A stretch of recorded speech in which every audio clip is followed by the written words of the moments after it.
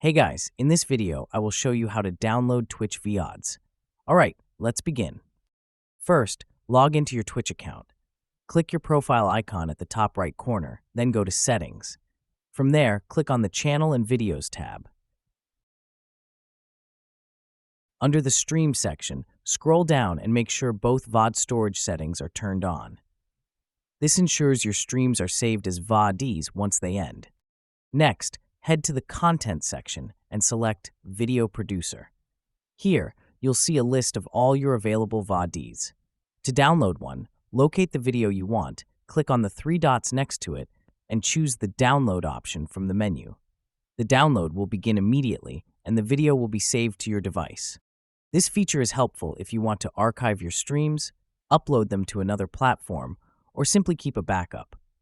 So that's basically how you can download Twitch VODs. And that's it for this video. If you find this helpful, consider subscribing and giving this a big thumbs up. Thanks.